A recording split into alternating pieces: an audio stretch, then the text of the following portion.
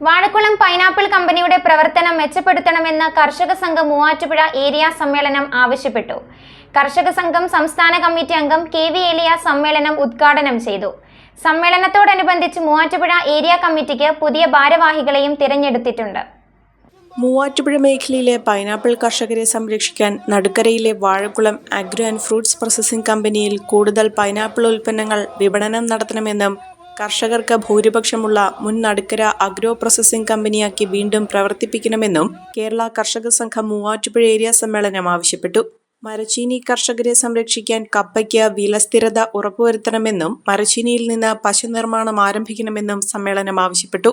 കർഷക സംഘം സംസ്ഥാന കമ്മിറ്റി അംഗം കെ.വി. ഏലിയാസ് സമ്മേളനം ഉദ്ഘാടനം ചെയ്തു. കാർഷിക രംഗത്ത് സജീവമായി ഇടപെട്ടുകൊണ്ട് കാർഷിക മേഖലയെ സംരക്ഷിക്കുക, വളർത്തിക്കൊണ്ടുവരിക എന്നുള്ളതിൻ്റെ അപ്പുറത്തേക്ക് ഒരു സാമൂഹ്യമായ ലക്ഷ്യബോധം കൂടി വെച്ചുകൊണ്ട്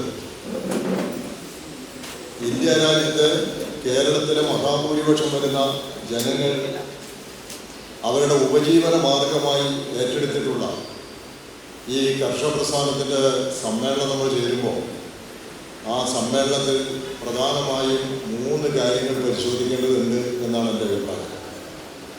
ഒന്ന്, നമ്മുടെ ഭൂതകാലം. ആ ഭൂതകാലത്തിൻ്റെ അനുഭവത്തിൽ നിന്നുകൊണ്ട് വർത്തമാനകാലത്തെ രൂപപ്പെടുത്തുക.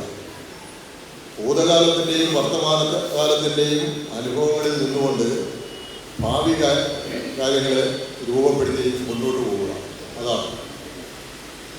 അപ്പോൾ നമ്മുടെ ഭൂതകാലത്തിന് വളരെ വ്യക്തമായ പ്രാധാന്യമുണ്ട്. സാധാരണ നമ്മൾ പറയും ചരിത്രം ഒരു സമരായുധമാണ്. അപ്പോൾ ചരിത്രം എന്ന് പറയുന്ന ആ സമരായുധത്തിൽ നിന്നുകൊണ്ട് അതിൻ്റെ ഊർജവും അതിൻ്റെ ഭാവവും എല്ലാം നിലനിർത്തിക്കൊണ്ട് വേണം നമുക്ക് ഈ വർത്തമാനകാലത്തിൻ്റെ പ്രവർത്തനത്തെ രൂപപ്പെടുത്തിയെടുക്കാം. Area president U.R. ബാബു അധ്യക്ഷത വഹിച്ചു. Area secretary K P. Ramachandran report അവതരിപ്പിച്ചു. കേന്ദ്ര കമ്മിറ്റി അംഗം P.M. ഇസ്മയിൽ, സംസ്ഥാന കമ്മിറ്റി അംഗം mini Gopi, CPIM area secretary Aneesh M. Mathew, കർഷക സംഘം ജില്ലാ കമ്മിറ്റി അംഗം V.K. Mohanan, K.N. Jayaprakash, K.M. Seethi തുടങ്ങിയവർ പങ്കെടുത്തു. 30-അംഗ ഏരിയ കമ്മിറ്റിയെയും 13-അംഗ എക്സിക്യൂട്ടീവ് കമ്മിറ്റിയെയും സമ്മേളനം തിരഞ്ഞെടുത്തു. പുതിയ ഭാരവാഹികളായി U.R. ബാബുവിനെ പ്രസിഡന്റായും K.N. ജയപ്രകാശിനെയും K.M. സീതിയെയും വൈസ് പ്രസിഡന്റുമാരായും K.P. രാമചന്ദ്രനെ സെക്രട്ടറിയായും E.A. ഹരിദാസ്, ഉഷ ശശിധരൻ എന്നിവരെ ജോയിന്റ് സെക്രട്ടറിമാരായും R. രാഗേഷിനെ ട്രഷററായും സമ്മേളനം തെരഞ്ഞെടുത്തു. അഹല്യയിലെ വിദഗ്ധരായ ഡോക്ടർമാരുടെ ചികിത്സ കൊണ്ട് എനിക്ക് എന്റെ കാഴ്ചശക്തി പൂർണ്ണമായും തിരിച്ചു കിട്ടി. ഇപ്പൊ എനിക്ക് ഈസിയായി വായിക്കാം. നേത്ര സംരക്ഷണത്തിന് നമ്മുടെ Ahalya. Ahalya foundation eye hospital, കേരളത്തിൽ എല്ലായിടത്തും.